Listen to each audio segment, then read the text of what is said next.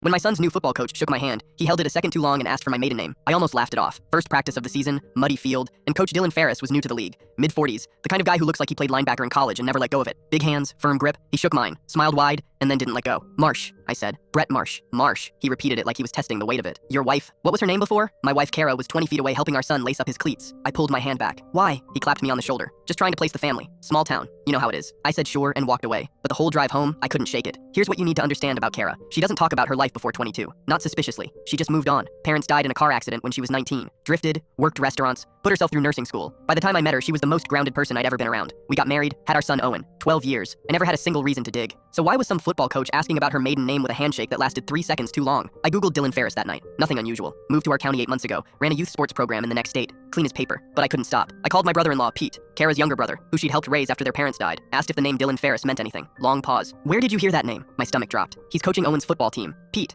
talk to me. Another pause. Then, that's the guy who testified against Kara in court 14 years ago. I had to sit down. Pete laid it out fast. When Kara was 20, she'd been in a relationship with a man named Gary Pelham. Controlling, then violent. The night she finally left, there was a confrontation. Gary ended up hospitalized. Kara was charged with assault, even though she'd been defending herself. Dylan Ferris was Gary's cousin, and one of the witnesses who testified that Kara was the aggressor. She took a plea deal. No jail time. But a record she'd spent years getting expunged. She'd never told me because it was sealed. Behind her. Done. Gary Pelham died 2 years ago. Car accident. Dylan Ferris moved to our town 8 months ago. I drove back to that field the next Saturday alone before practice, and found Ferris setting up cones by himself. He looked up, and his face didn't move. He already knew I knew something. You want to tell me why you're really here? I said. He smiled the same wide smile. Coaching kids. You testified against my wife. Helped convict her of something she didn't do. He shrugged. I told the truth as I saw it. Gary's dead now. Doesn't matter. Then why ask about her maiden name the second we met? He set down the cones. Gary had a life insurance policy. Kara was the beneficiary. He never changed it. $400,000. His estate was contesting the payout, trying to establish she committed intentional harm against him. He looked at me flat. I was going to submit a new affidavit, freshen up the old testimony. I needed to confirm she was the same woman first. That was it. He hadn't moved here for us specifically. Gary's family had found him, offered him something, and he'd come to verify Kara's identity before he signed anything. The handshake. The maiden name. He was making sure before he did it again. I pulled out my phone and showed him what was on the screen. A text from Pete sent 20 minutes earlier. I found the hospital intake report from the night Kara left Gary. 2 cracked ribs. Fractured orbital bone. She never pressed charges. I've had it for years. Sending it to her attorney this morning. I watched his face. Submitting a new affidavit right now after this surfaces would be a very specific kind of stupid. I said. I'm not a lawyer, but I guess it would make your original testimony look deliberate. He didn't say anything. My son's not playing on your team, and if I see your name attached to anything involving my wife, you'll find out what it looks like when someone actually fights back. I walked to my car. I told Kara everything that night. She sat at the kitchen table and didn't cry, which was somehow worse. She just nodded slowly, like pieces she'd buried were surfacing in the right order. I should have told you, she said. I know why you didn't. She looked at me. Are you angry? No, I'm angry at him. Dylan Ferris withdrew from the coaching position 4 days later. Pete's attorney sent the documentation, and the insurance dispute was dropped before anything could be filed. Owen asked me why he had to switch teams. I told him Coach Ferris had a scheduling conflict. He accepted that, the way kids do,